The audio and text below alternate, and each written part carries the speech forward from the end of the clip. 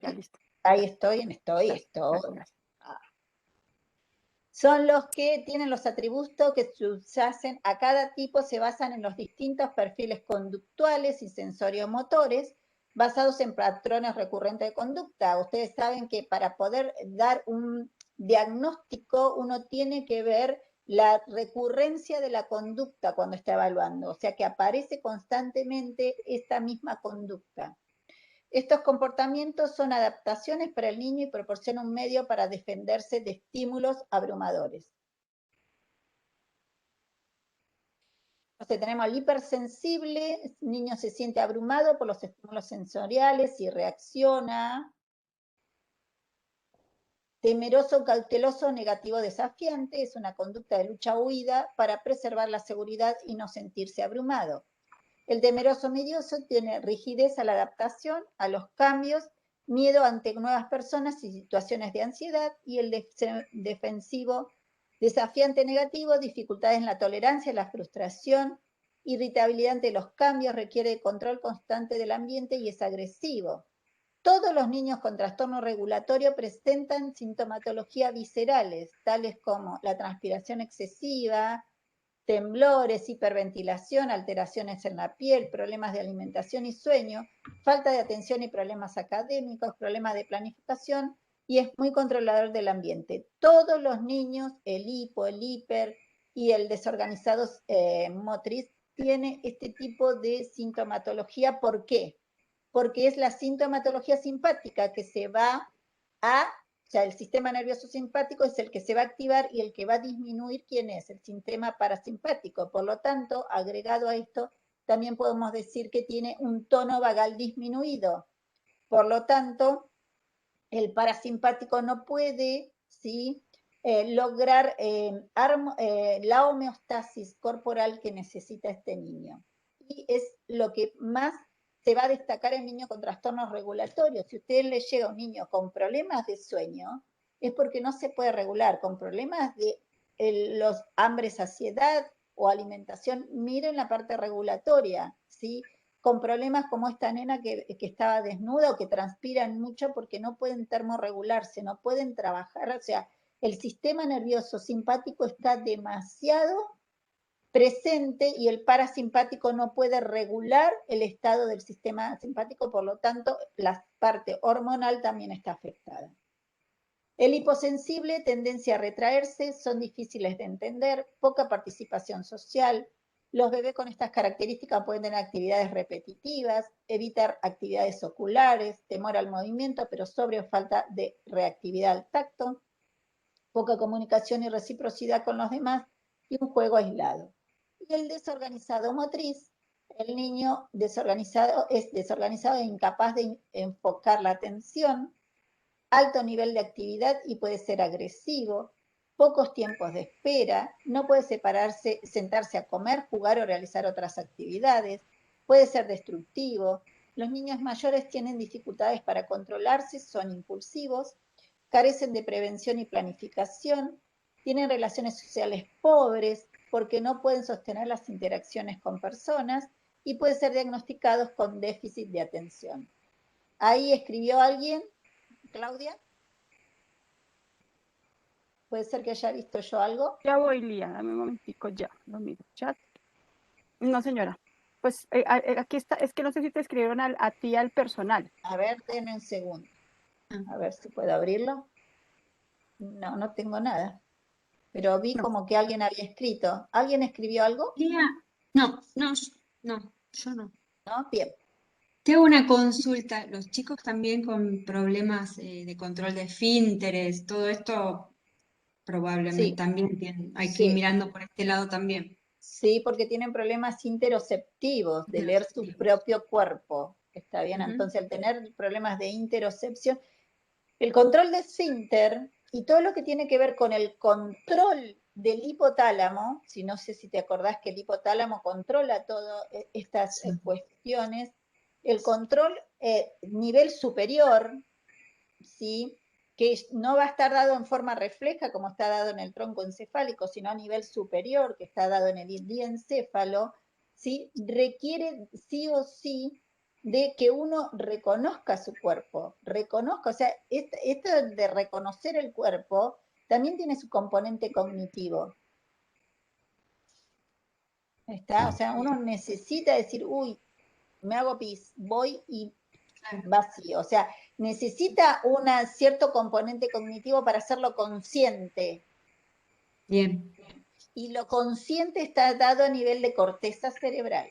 La percepción y la interpretación es de la corteza, no es del tronco encefálico. Entonces, si vos tenés un nene que tiene dificultades de esfínter, que es muy básico, un niño con poca cognición puede lograr control de esfínter, porque lo que lee es su cuerpo, entonces uno le enseña a leer a su cuerpo, ¿sí? Entonces, ese niño, sí, por más que sea, pero necesita cierta corteza para eso. O sea, necesita trabajar sobre la corteza, la interpretación y la conciencia que da, ¿sí?, el sentir mi propio cuerpo, ¿ok? Y eso tiene que ver con la interocepción. Gracias. Entonces, cuando uno tiene todos estos nenes con estas características, miren lo regulatorio, ¿sí? Puede haber una hiperreactividad táctil que quiere contener porque no quiere ensuciarse o porque le da ciertas sensaciones táctiles desagradables, sí. Sí, o sea, por eso es tan esencial que uno pueda mirar las dos cosas y hacer una buena evaluación de este niño. ¿Puede ser que esa hiperreactividad táctil esté provocando que se desregule? Sí. ¿Se acuerdan que dijimos? Pueden coexistir un trastorno regulatorio con un trastorno de disfunción de integración sensorial. Puede haber trastorno regulatorio solo y puede haber disfunción de integración sensorial solo. O pueden estar las dos. ¿Ah? Y ese es nuestro trabajo. Nuestro trabajo es saber qué está pasando con ese nene. Pero si solo nos concentramos en lo sensorial, nos perdemos lo regulatorio. Y si solo nos concentramos en lo regulatorio, nos perdemos lo sensorial. Y ni hablar lo endocrino. Lo endocrino lo hipotetizamos por el trabajo del sistema simpático. Si está demasiado con estas sintomatologías, estoy aquí copiando. Julia, ¿tenés abierto el micrófono? Si está demasiado actuando sobre el sistema simpático y lo vemos, podemos hipotetizar por esto que venimos hablando de que el hipotálamo activa no solo el sistema nervioso autónomo, sino el sistema endocrino también, para poder generar ¿qué? Las hormonas que va a usar el simpático para activar, ¿sí? Podemos pensar que es un niño que, como está en estrés, el estrés, hablando de abrumado, eso que se abruma, se llama estrés. Como está en estrés, el estrés, ¿qué va a hacer? Va a hacer que genere más ¿qué? Cortisol. Cortisol. Está, entonces, como genera más cortisol, también como se va a poner acción, ¿qué otra cosa va a generar? Adrenalina. Adrenalina. Y si son niños puber, se le va a confundir con todo el revuelo hormonal que hay. Por eso a veces los niños que tienen ciertas vulnerabilidades pequeños en la preadolescencia pueden llegar a orinarse y persistir durante un tiempo. Yo he recibido niños así. No sé ustedes, pero yo sí. O sea que, Lía, esa puede ser la explicación del caso que yo tengo. ¿Te acuerdas que yo Sí, tenía señora. una chiquita grande? Que, Sí. claro, y ella tiene todo el tiempo el voltaje al 100. Ella, por ejemplo, todavía le ¿Tiempo cuesta qué? subir las escaleras a mi consultorio, sino que siempre va corriendo, por ejemplo. Espera, Marcela, no te escucho. Espera. ¿Cómo que me decías? No te escuché bien. Que me siento identificada con el caso que yo te contaba hace unas clases anteriores. Y la evidencia, por ejemplo, de la adrenalina, o sea, todo el desempeño y su forma de actuar al diario vivir lo caracterizan los papás y el colegio con full adrenalina, o sea, ella siempre está al 100, quiere participar, quiere hacer, quiere saltar, es la primera, ¿sabes? Entonces le ha costado un poco Digamos que eso se ve reflejado también, no solamente hablábamos lo del pañal, sino también lo veo como en temas de participación social, porque pareciera que no tuviera como la capacidad de relacionarse, y ella quiere Está relacionarse, acá, pero en es esta, súper en invasivo. esta, en esta diapositiva que tenemos acá está tu nena. Sí, Entonces, como todos sus estados regulatorios, su proceso de regulación más sus procesos sensoriales están a la orden de la desorganización motriz, eso sí, lo que va a hacer es provocar que esta niña se desorganice en todos sus componentes sensorio-motores, ¿sí? Pero también en lo que tiene que ver con la regulación a nivel consciente, como puede ser el control de esfínter.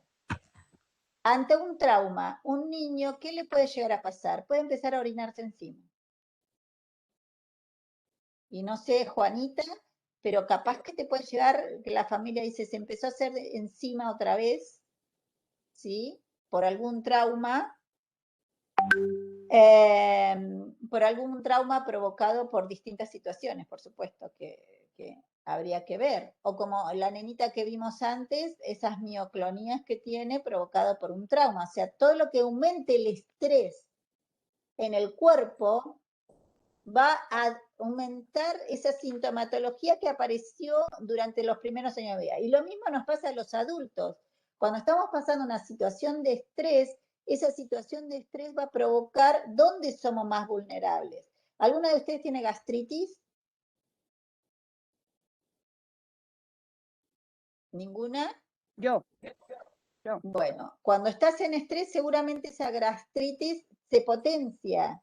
¿Por qué? Porque aumenta el cortisol en sangre y ese aumento en cortisol de sangre descompensa a todos los órganos. O puede pasar de que las que sufrimos de migrañas, dolor de cabeza, nos empiece a doler muchísimo la cabeza más cuando tenemos un estrés alto. Porque ese estrés se provoca que aumente el cortisol en sangre y ese cortisol te aumente, ¿sí? Todo el proceso ese de la migraña que De te, la como que te vasoconstricción. late la cabeza, ¿sí? De que es la descarga bioeléctrica que tiene el cerebro. A los niños les pasa exactamente lo mismo. Exactamente lo mismo. Nada más que nosotros como adultos, y ahora vamos a ir a eso, tenemos distintas herramientas porque tal vez logramos procesos de autorregulación. Entonces, de repente a mí me duele la cabeza, el médico me dijo, tomate un paracetamol, me tomo el paracetamol. El niño no puede hacer eso. No tiene ni idea que es un paracetamol. No, pálida idea que es un paracetamol. Entonces, como no sabe que es un paracetamol, ¿sí? No se va a poder tomar un paracetamol. ¿Qué es lo que pasa? La mamá como regulador puede llegar a pensar que algo le duele, porque el médico hace lo mismo. El niño no habla y le dice, me duele la cabeza. Si un niño pequeño. Entonces, cuando va, lo ausculta, hace todo, bueno, pareciera, dale paracetamol, o dale, le duelen los dientes, dale, qué sé yo, lo que fuera. Entonces, ¿cuál es la comorbilidad? Hay estudios que muestran que en niños con síntomas moderados a graves de trastornos regulatorios que no fueron tratados en los 3 primeros años desarrollaron de forma comórbida retraso en el desarrollo que incluía retrasos motores del lenguaje y cognitivos. Es súper interesante los estudios que hicieron, estudios longitudinales con un corte transversal que vieron que los niños que presentaban en sus primeros 3 años de vida algún trastorno regulatorio posteriormente podrían tener afectados todas las áreas del desarrollo, porque si tiene retrasos motores, lenguaje y cognitivo, también va a tener problemas sociales, gente. En niños en edad escolar se puede observar déficit de atención, hiperactividad, dificultades en la participación social.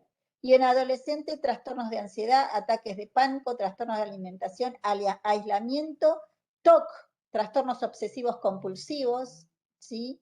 Porque la única manera que tenían de poder regularse era teniendo un ritual específico, ¿sí?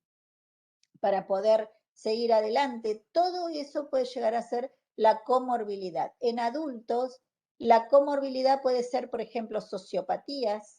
Hay muchos sociópatas que presentan trastornos regulatorios tempranos. Y ustedes saben que las sociopatías y las psicopatías tienen un gran componente metabólico, una descompensación metabólica que da a nivel de la corteza, básicamente en los ganglios que tienen que ver con la autosatisfacción, como la sustancia negra, ¿sí? La sustancia negra que está bien en las bases del cerebro y en su conexión con el cerebelo para poder darnos planificación. Bueno, en muchos de estas personas ya se presentan trastornos regulatorios tempranos, aumentados por tal vez la parte social. También en adultos tenemos gente que no termina nunca de poder completar determinadas situaciones, como por ejemplo un matrimonio, trabajo constante, cambios de trabajo, bueno, conductas que se ven complejizadas a medida que vamos creciendo. Entonces, todo eso pueden llegar a haber sido problemas de regulación temprana. Yo tengo un nenito chiquito que, lo vamos a ver mañana, que lo amo, que es un nene hoy tiene 2 años y medio, y es un nene que llora, grita, bueno, creo que se los conté, gritaba, qué sé yo. El papá presentó trastornos regulatorios desde chico, el papá de este nene, donde posteriormente en la adolescencia empezó a generar que no está acá, pero sí es interesante que lo ponga, consumo de drogas. O sea, todo lo que tiene que ver con las adicciones son comorbilidad de los trastornos regulatorios tempranos, ¿sí? Dependencias de la medicación. También tuve otro niño de unos 14 años que solamente tenía procesos de atención si tomaba una medicación X, porque la había tomado desde que tenía 4 años y hacía 10 años que tomaba esa medicación para poder concentrarse, cuando no era necesario, porque había logrado ciertos procesos, pero él solamente sentía que si tomaba esa medicación, y la tomaba solamente cuando tenía una prueba. Terrible. Ese niño tiene muchas probabilidades de ser un adicto, si no lo es ya. ¿Entienden? Porque la adicción tiene que ver con eso. Por supuesto, yo no soy especialista en adicción y no me voy a meter en ese tema, pero sí la adicción es una dependencia para poder funcionar. Y este nene funcionaba así. O sea, la comorbilidad que tienen los trastornos regulatorios es muy amplia y es bastante severa, ¿sí? Y condiciona muchísimo el desempeño en los posteriores años de los niños. Por eso es tan importante diagnosticarlos en los primeros años de vida. Y es algo que tendríamos que trabajar todos para que estos niños que tuvieron problemas, la mamá en el embarazo, el niño al nacer, lleguen a terapia ocupacional tempranamente, para ser evaluados preventivamente y evitar posibles complicaciones de sus trastornos regulatorios. Bueno, ese es el trabajo que hoy estoy tratando de hacer. Yo tengo Así que una bueno. pregunta chiquitica frente a eso que tú hablas de la atención temprana. No sé si a ustedes les ha pasado también que, em, digamos, la experiencia que yo tuve en el jardín infantil es que en esos primeros 4 años de vida hay una, digamos, una prevención muy alta por parte de los padres de familia, incluso por parte de los pediatras, de generar un diagnóstico temprano. Hay como una aversión terrible a que si a los 2 años y medio nosotros como jardín comenzamos a detectar problemas importantes de autorregulación que se evidenciaban también en el control de esfínteres, con la inquietud motora, con una cantidad de características que estamos viendo hoy. Y digamos, nuestro primer recurso era recurrir a pediatría para que el pediatra de pronto hablara y de pronto enviara a neuropediatría, neuropsicología. Había una reticencia de antes de los 3 años, por favor, dejen el niño en paz, déjenlo crecer. Esos son temas de pautas de crianza y muchas veces pasaba que uno muy, muy impotente decía, Dios mío, va a entrar al colegio y a los 4 o 5 años lo van a diagnosticar con un déficit de atención y teníamos de base un tema de autorregulación que ha podido de pronto trabajarse.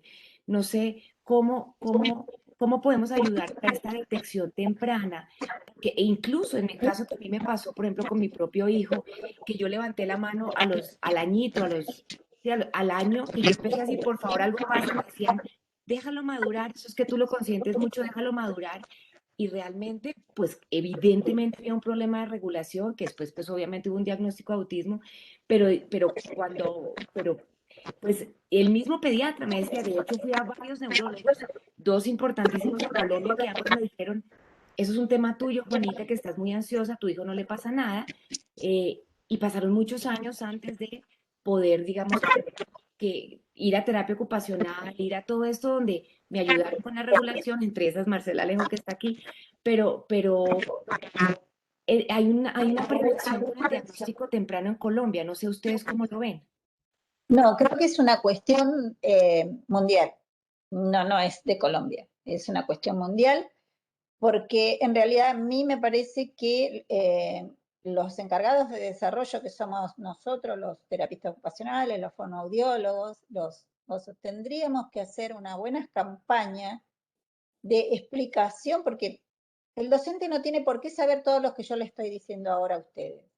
No lo tiene por qué saber porque él no estudió, no se preparó para eso. Lo estudiamos nosotras. Ahora sí, tendría que haber una posibilidad que tenga acceso a esta información, no como formativa, sino como informativa. O sea, que de la manera en que ellos entiendan que un niño que al año tiene problemas de sueño, que tiene problemas de alimentación, que tiene problemas que llora, grita, no son porque es un nene malcriado, o porque la mamá es una sobreprotectora, o porque el niño esos conceptos no los tiene tan pequeño. Se le atribuyen ciertas cuestiones a un niño tan pequeño de madurez que no las tienen. Lo único que tienen son estados neurofisiológicos que está tratando de regular. Entonces, eso es lo que tienen que entender primariamente, porque cuando a mí me dicen que un niño de 1 año es un vago, yo le digo, ¿qué? ¿Vago sos vos que pensás eso? Porque no podés pensar un nene de 1 año, es vago. Si no tiene la capacidad, o sea, no tiene el proceso de mielinización, no tiene el proceso de maduración, porque la maduración tiene que ver con la mielinización cerebral, ¿sí? No tiene ese proceso para poder decir vago. Lo que tiene, está tratando de regular sus estados neurofisiológicos, ¿sí? Y sensoriomotores para poder adaptarse al medio y tener respuestas adaptativas. Entonces, todo eso, que nosotros lo sabemos tan claro, y ustedes de acá se van a salir sabiéndolo requete claro, es algo que tenemos que informar para que esa docente, ese médico, porque el médico no es que se las sabe todas, sabe algo, no todo, entienda estos procesos. Entonces, si entiende estos procesos, ¿sí? Que de desarrollo, procesos de desarrollo que van a tener que ver con el crecimiento, con la maduración, con la evolución y con el aprendizaje, si entiende todo esto, va a poder decir, bueno, este nene no es normal que esté llorando 3 horas. Bueno, vamos a mandarlo a alguien que lo evalúe. A ver qué le está pasando. Vamos a llevarlo a la persona que puede ayudarlo. ¿Por qué esperar 4 años donde se perdió todo el proceso de mielinización? Y ya hizo apoptosis neuronal a los 3 añitos. Entonces reforzó todas esas conductas desadaptadas que tenía en esa apoptosis neuronal. Entonces, ¿por qué? Bueno, ahí está el trabajo, creo yo, ¿no? Yo, por ejemplo, acá en Argentina doy charlas en municipios sobre todo este tema a docentes, a padres, a médicos, ¿sí? Me convocan desde las municipalidades y voy y doy charlas para poder informarlos, ¿m? Y que puedan hacer detecciones tempranas. Tal vez sería bueno en Colombia, ya que estás en Colombia, hacer ese tipo de cosas, ¿m?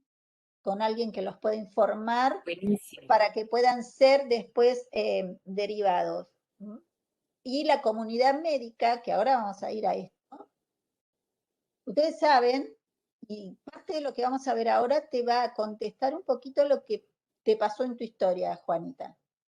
Entonces, ustedes saben que el trastorno regulatorio es una respuesta al ambiente, lo que está pasando en el ambiente. Entonces, como constructo, tenemos una respuesta observable ante la sensación que puede ser medida el trastorno regulatorio. Sucede en relación con la salud y la estabilidad del individuo, incluye el ambiente humano que brinda corregulación o apoyo regulatorio.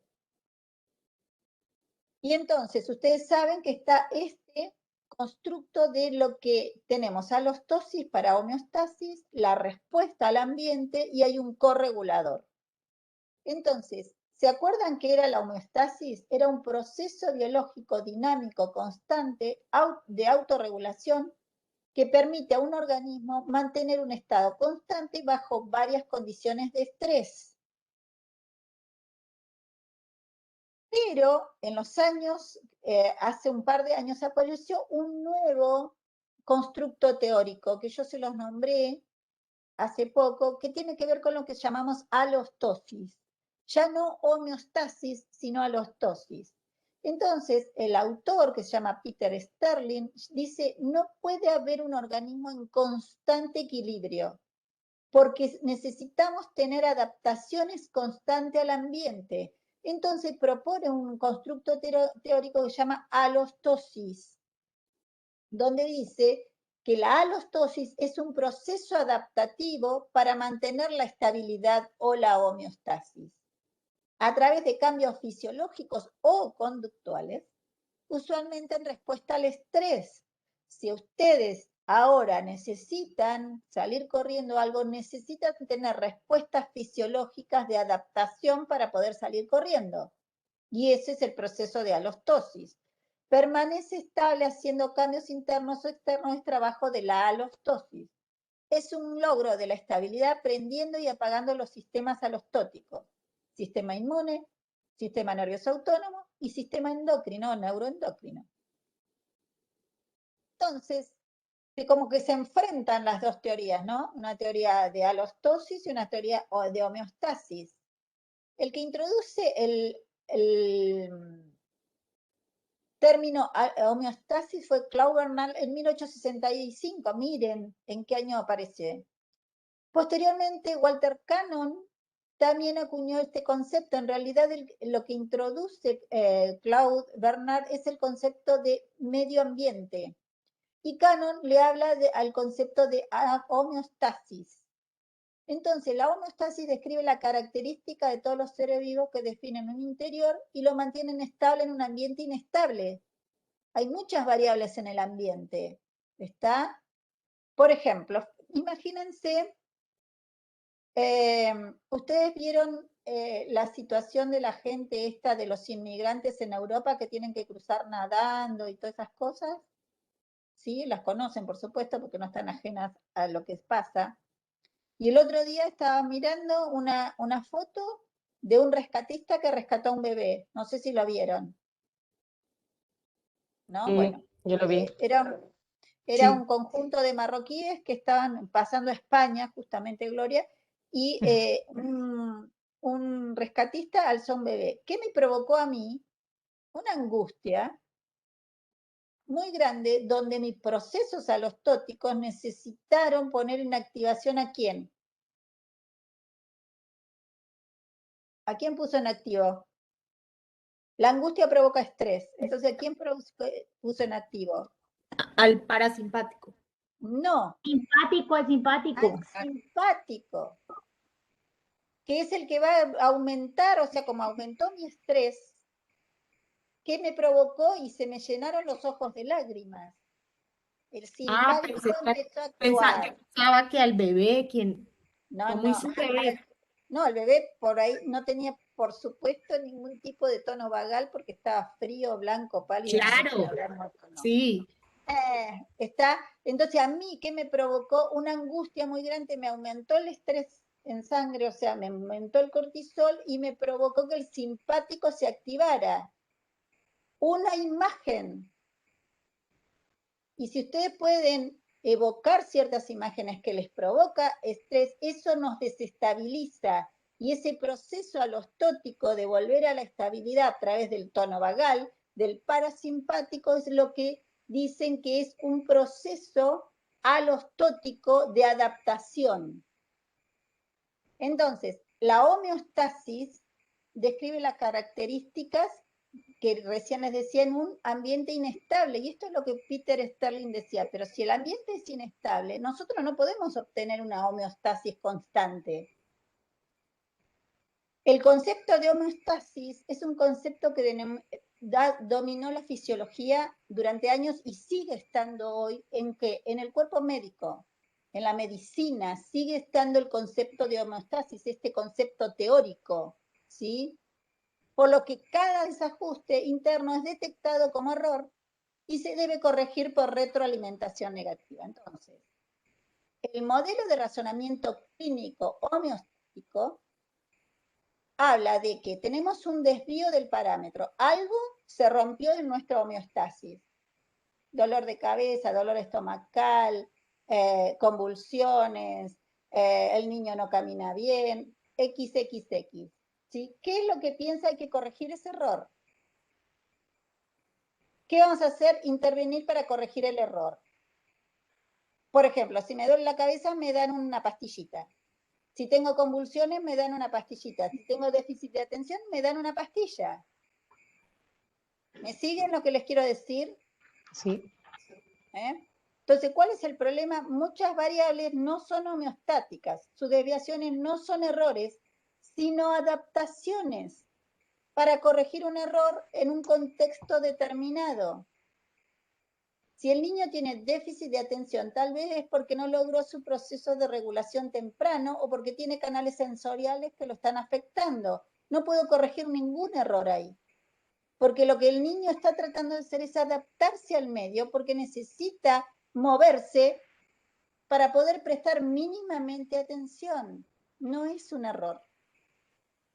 La pastilla lo único que va a hacer es tratar de lograr homeostasis. Y esto es lo que hacen los médicos, que sigue estando hoy en día, este razonamiento homeostático en la medicina. ¿Está mal? No, no es que esté mal.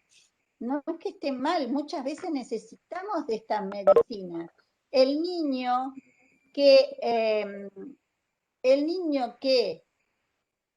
perdió la homeostasis, que se golpea así que yo les hablaba, requiere de una medicación para disminuirlo y uno puede hacer procesos alostóticos con él de conductas adaptadas, porque está desbordado ya. Pero hay otros casos en que niños con déficit de atención no necesitan ser medicados, necesitan un tiempo de adaptación al medio por intervención que le permitan a su sistema nervioso adaptarse. ¿Me siguen lo que les quiero decir? Entonces, lo que viene, ¿sí? Es esto de la alostosis. La condición física obliga a la regulación adaptativa. Necesitamos adaptarnos al ambiente, de aspectos de la fisiología para ser eficientes en el ambiente cambiante al que se expone el individuo. Lo necesitamos a este proceso. Si todos fuéramos piensen si todos fuéramos homeostáticos, medio que seríamos un ente, porque estaríamos todos en homeostasis. No existe, no sé, el Dalai Lama tal vez, no sé, qué sé yo. ¿No? Pero después no se me ocurre quién más, ¿no? ¿Sí? Estas necesidades se logran mejor utilizando la información previa para predecir la demanda y luego ajustando todos los parámetros para afrontarlas con las condiciones necesarias. Para ello se creó el modelo teórico, recuerden que son modelos teóricos, de la alostosis, estabilidad a través del cambio. Mi sistema simpático se activa, bueno, el parasimpático se activa también para disminuir al simpático. Se activa el endocrino, se genera cortisol, bueno, vamos a generar el contrario al cortisol. Se activa la adrenalina, vamos a generar endorfinas y así sucesivamente. ¿Me siguen? De esta manera se logra una adaptación en medio para lograr una homeostasis. Una preguntita chiquitiquitica. ¿Podríamos decir que ciertos movimientos estereotipados en el autismo o ciertas al revés de ser actitudes desadaptativas, podrían ser adaptativas como respuesta Total y al absolutamente. simpático? Sí, señora. Y esto es yo algo que me peleo constantemente, porque yo me peleo Yo mucho con también. esto. Ok. ¿Sí? Entonces, trato de explicarles, sí, porque no les saquen esas cosas los autistas. Gracias. No se las saquen, porque es lo único que los regula, es la única que encontraron ellos para poder adaptarse a esto de la alostosis. Traten de involucrarse en eso para poder producir un cambio, no sacarlo. No, ¿cuál es el problema que haga así? Pregunto. Nos molesta a nosotros, Exacto. a él no. A nosotros nos molesta. Bueno, si vos te tenés que sentar y ver y fijarte cómo disminuir esa conducta que no es desadaptada, es adaptada a su sistema nervioso y viva la neurodiversidad, ¿tá? Que tanto se llenan la boca de neurodiversidad y no la entienden. La neurodiversidad es eso, es un niño que tiene estados neurofisiológicos que lo único que le permiten para regularse es esto cuando está entusiasmado tal vez, o algo le gusta. ¿Entienden? ¿Me siguen lo que les digo? Sí. Sí, Mili, Por Mili. eso yo digo, por favor, no les saquen a los niños lo único que se regula. Traten de meterse en el mundo de ellos, no querer llevarlo al nuestro. Es meternos ahí, meternos y tratar de ver cómo el niño va respondiendo y que se vaya conectando. Pero si aletean, se lo saquen. ¿Qué problema hay que aletee? Y si no le molesta al señor que está pasando, que el niño aletee, mire para otro lado, señor. El problema es suyo, no del niño. Bien, sugiere que el objetivo de la regulación no es la constancia, sino mantener la aptitud física en la selección natural, o sea, adaptarnos. Pero si querés, Juanita, autismo, puedo hablar de acá hasta mañana. Porque a mí me saca un poquito de las casillas estas cuestiones de querer llevar a los autistas al mundo de los que supuestamente somos adaptados. ¿Sí? La palabra alostosis significa un estado cambiante, mientras que la homeostasis significa permanecer en el mismo estado. Y seríamos un ente si permanecemos siempre en el mismo estado. La idea de alostosis es que el organismo cambiará su medio interno para hacer frente al desafío o la perturbación desde el exterior. La presión arterial no es constante, pero será mayor si el organismo tiene que ser activo y más baja si no es necesario. La constancia no es el ideal, lo ideal es tener el estado interno más relevante para el estado externo particular, que es la adaptación. Entonces nos dice que la condición física obliga a la regulación de aspectos de la fisiología para ser eficiente en el ambiente al que se expone el individuo, lo que implica evitar errores y minimizar los costos. ¿Ustedes allá en Colombia tienen problemas de conectividad? Porque entran y salen constantemente. Ambas necesidades se logran mejor utilizando la información previa para predecir la demanda y luego ajustando todos los parámetros para afrontarlo. Y esto es algo de regulación, que lo hace el hipotálamo. ¿Tá? El hipotálamo, si necesito activarme, va a elevar un poquito el simpático, pero cuando después tengo que calmarme, le va a decir al parasimpático, bueno, aflojá, trata de que el simpático disminuya su actividad y vos ponete en actividad a través del sistema vago, y así que andá hacia el corazón, trabajá sobre la aurícula, el nodo sinusal, trabajá ahí en la aurícula izquierda del corazón para disminuir toda esa sintomatología que tiene el sistema simpático. Por lo tanto, la alostosis considera el valor inusual de un parámetro no como una falla respecto a un supuesto mecanismo que debería defender un punto de referencia fijo, sino más bien como una respuesta adaptativa a alguna predicción. Entonces, la regulación proporciona una base importante para todos los comportamientos, ya sean voluntarios o automáticos. El sistema nervioso central controla el tiempo y la secuencia de la respuesta de todos los órganos del cuerpo y monitorea los eventos internos y externos. El monitoreo es esencial para la supervivencia e integridad del individuo y la esencia de la regulación neurofisiológica.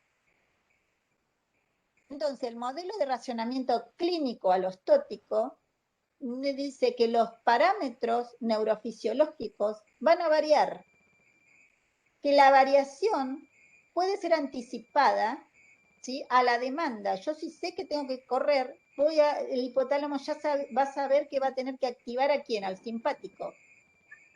Y si sé que me voy a sentar, el parasimpático se va a anticipar y se va a poner en acción. La fisiología es sensible al ambiente, entonces la constancia no es un objetivo de la naturaleza, porque si no, no nos hubiese dado un sistema nervioso autónomo, ni un sistema endocrino, ni uno inmunológico. con que directamente nos hubiese dado estructuras que lograran homeostasis, ya está. Mejorar la eficacia para la supervivencia y la reproducción, ese es el objetivo. Es el proceso cambiante de adaptación, un proceso alostótico. Y es lo que nosotros hacemos en nuestra terapia. ¿Me siguen? Sí. Entonces, cuando nosotros estamos en estos procesos de regulación, necesitamos la corregulación. Y el parte del tratamiento en trastornos regulatorios es la corregulación. El corregulador es el tratamiento en sí.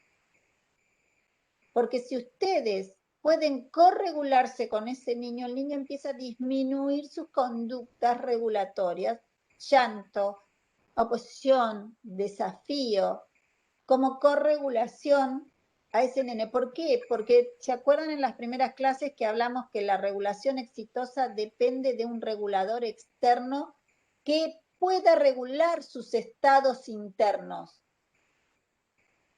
Y ese estado interno que el corregulador va a regular, va a permitir que lleve de la corregulación externa a la corregulación interna de ese bebé, para ir llevándolo a los pasos del proceso de regulación.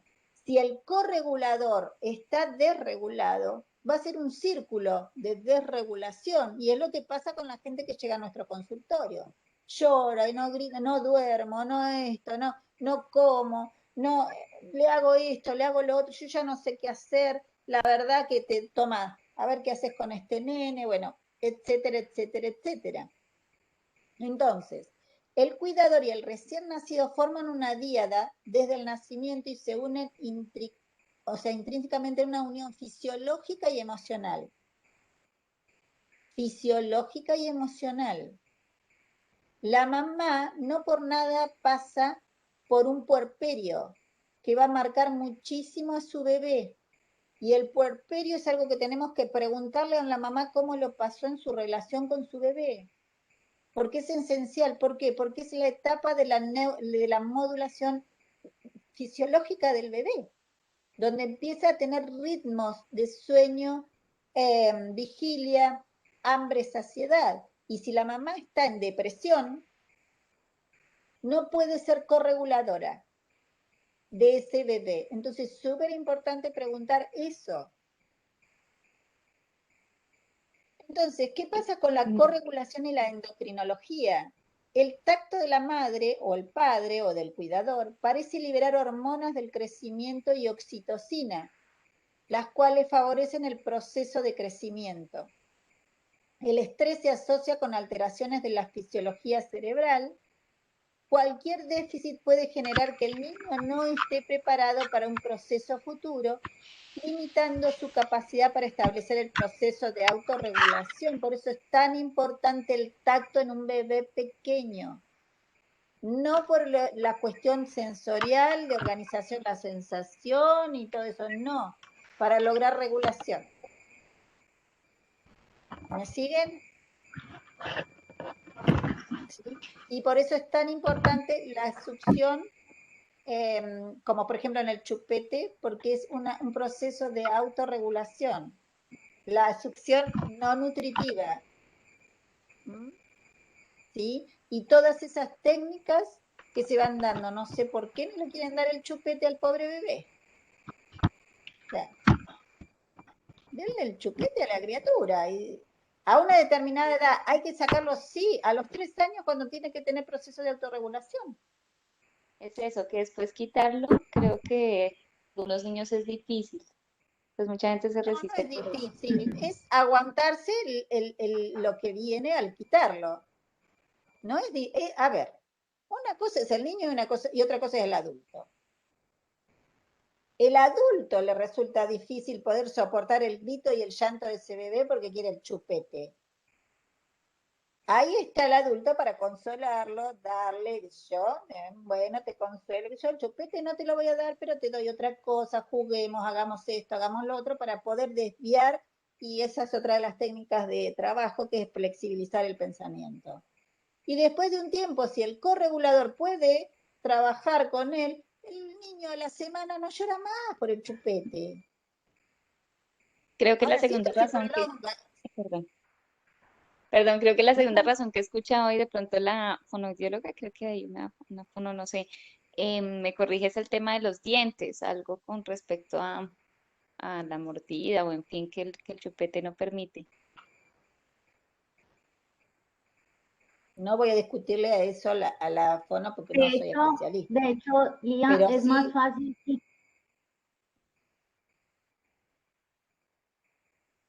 no sé.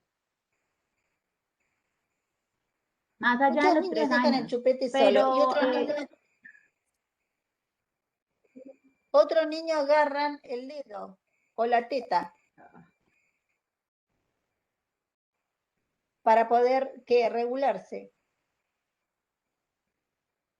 de ¿Sí? Y hecho es ahí más sí, fácil. cuando agarran el dedo, es más difícil sacar el dedo que el chupete, Iba a porque el dedo decir, está incorporado al cuerpo. un dedo. Cada vez que lo necesitan, yo tenía una compañera en la facultad, 20 y pico de años, que cuando estaba en la clase y tenía que tener procesos de atención sostenidos, se chupaba el dedo. Y tenía deformado el paladar, de la misma manera que el dedo, tenía la forma del dedo y los dientes afuera. Todo es cuestión de que las cosas no se desborden.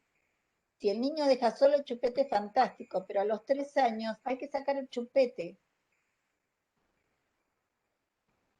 ¿Mm? Pero bueno, obviamente cada uno de nosotros también tenemos nuestras ideas, yo las respeto. ¿No?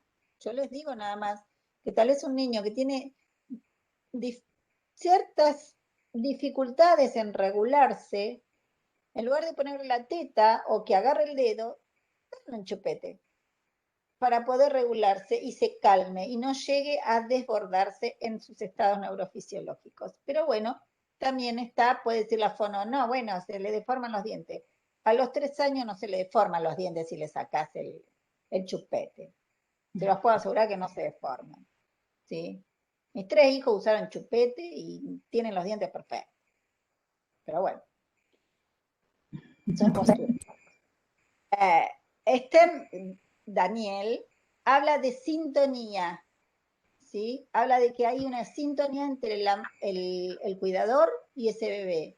De todos los momentos que el niño tiene intercambio y sobre todo los más críticos son aquellos donde él sabe que sus emociones son recibidas con empatía, aceptadas y correspondidas. Los cuidadores hacen saber a sus hijos que tienen idea de lo que ellos sienten y es lo mismo que hablamos al principio de este curso, que parece que empezó hace como 2 años, pero empezó la semana pasada. Entonces, ese principio que hablábamos de que existía sí, un corregulador que leía las señales de ese bebé y a partir de que leía las señales de ese bebé, actuaba.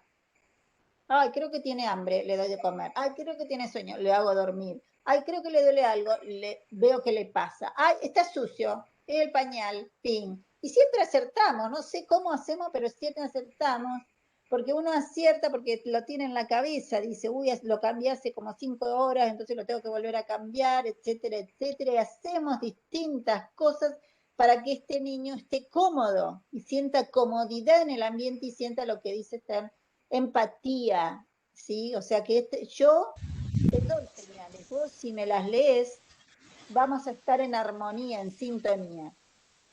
Si esta sintonía se perturba, el niño puede dejar de expresar, sí. Lo que indicas me recuerda mucho una investigación que se hizo más o menos en el 2016-2017 por una terapeuta ocupacional, tal vez tú la has escuchado, Andrea Mira, y habla mucho de los procesos de corregulación y los padres como heteroreguladores.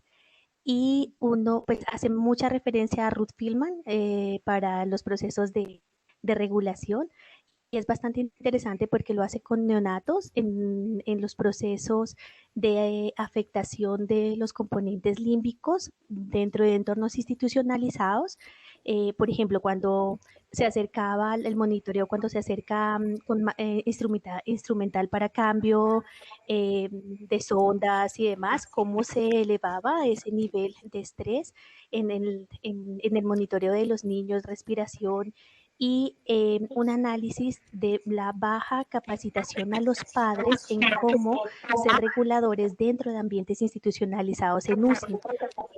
Y es bastante interesante y uno de los aspectos más bonitos que me parece es cuando la investigación dice esta terapeuta que hay dos nacimientos, el nacimiento del bebé y el nacimiento del nuevo yo de la mamá. Y por eso es tan importante la regulación y expresa todo lo que indicas tú en el momento del nacimiento y ese primer mes de adaptación que tiene la mamá con el niño en el proceso postnatal. Qué hermoso, qué lindo. ¿Lo tenés a ese trabajo, Diana? ¿Se nos fue Diana? Diana, ¿estás ahí?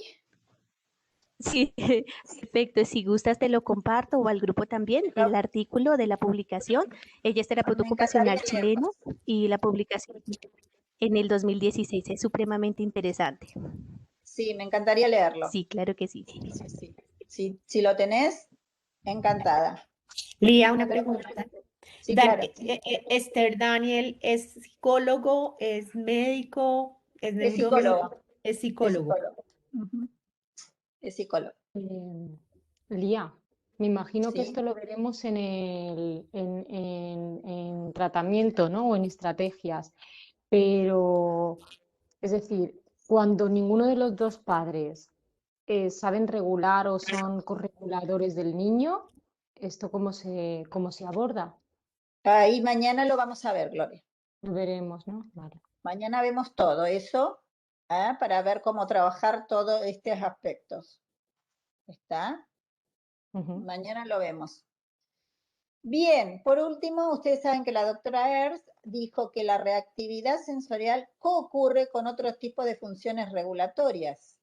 Atención, hiperactividad y regulación emocional y regulación de la alerta. O sea, ella hablaba de que un niño con reactividad sensorial puede tener trastornos regulatorios, puede tener trastornos en la regulación de la alerta, que los tiene, ¿sí? Y en la regulación emocional. ¿Por qué? Porque ella hablaba también de las conductas primitivas de lucha-huida y hizo su trabajo sobre los trabajos del doctor Harlow, que es el de los monitos que están viendo acá abajo, y si quieren entrar en YouTube, la que no lo conoce, a este video y buscarlo, buscan Harlow y lo van a ver, es muy interesante. Ella basó su teoría de defensividad táctil en esta prueba de Harlow, ¿sí? Mírenla, está muy buena. Son investigaciones en la infancia temprana, muestran que el ambiente materno tiene un rol regulatorio enorme para crear mecanismos homeostáticos. En la época en que el doctor Harlow hizo su investigación, estaba en la hegemonía de la homeostasis. Cuando crecemos, buscamos contacto humano de confort o apegos que nos ayudan a mantenernos regulados. Y esto es algo que integración sensorial hoy está tomando mucho, ¿sí? Y tiene que ver con estos trabajos del doctor Harlow, que si quieren lo pueden buscar en internet y si no, yo se los busco y mañana se los muestro, ustedes como quieran. Una pregunta, Lía. Sí. La autorregulación se entiende que puede ser proporcionada por el padre o la madre, ¿no? Pero o cualquier yo creo... adulto que esté al cuidado de ese bebé. Se le dice cuidador. Por ejemplo, una niñera puede ser una excelente correguladora y los padres no. Una abuela puede ser una excelente correguladora, un abuelo, un tío, una terapia. Claro, esto era lo que yo te quería decir, que ¿quién es mejor autorregulador, el padre o la madre? No sé, es como algo que, por lo que No existe comentabas una del parto, regla. no, No ¿verdad? existe una regla, no. Por A lo que veces tenés que el papá es súper corregulador y una mamá que está muy desregulada, y a veces tenés una mamá muy regulada y un padre que es un desastre. O sea, y a veces intervienen los abuelos, y a veces vienen los tíos, y a veces te viene, qué sé yo, no sé, alguien que no sabes quién es, y es una amiga, una madrina, Ujú, No hay una regla establecida para eso, por esto mismo que hablamos de la neurodiversidad, o sea, depende mucho de las experiencias propias como correguladores, ¿no? Y de ujú, el proceso de autorregulación de cada uno de nosotros. ujú. Por eso yo siempre digo, no toda terapista puede trabajar con estos niños. Así como yo no puedo trabajar con una mano, un adulto mayor y qué sé yo, porque sinceramente me desregulan mucho, ¿sí? Porque me provocan ansiedad, ¿sí? Me provoca ansiedad de querer terminar, me quiero ir y empiezo a moverme, ¿sí? No toda terapista, y no toda terapista que hace niño puede trabajar con estos chicos, ¿sí? A mí me llegan muchos de terapistas que hacen niños y me llegan a mí para que los regule y después vuelven a sus terapistas, para que sigan con su tratamiento. Nada. Es porque uno es un corregulador, tal vez que ha trabajado en esto y puede ser un corregulador. Y a mí me parece excelente que esa terapista diga, mira, no, anda que trabaje primero esto y después volver. Me parece Ujú. una cuestión muy buena, muy excelente por parte de la terapista que lo hace, o de la fono que lo hace, o del profesional que lo haga. Y, por ejemplo, si tú en la sesión logras regular al niño, pero luego se vuelve con los padres, que los padres lo desregulan, aquí ¿no? Sí, y Como, eso te va a pasar durante mucho tiempo. Es un proceso, como todo tratamiento y como toda intervención. Un proceso de, por supuesto, tiene que ver con cada uno cómo lo maneja. Yo evalúo, me junto con los papás y después que me junto cuando me junto con los papás les digo, esto es un proceso, va a pasar esto y esto. Ustedes me van a acompañar, van a entender lo que va pasando porque se va a desregular, porque necesito desregularlo para regularlo, se va a enojar, va a salir enojado, vamos a tener... Ustedes están dispuestos y los papás, la mayoría te dicen que sí, si no está eso que les acabo de decir que huyen, se van y no vuelven.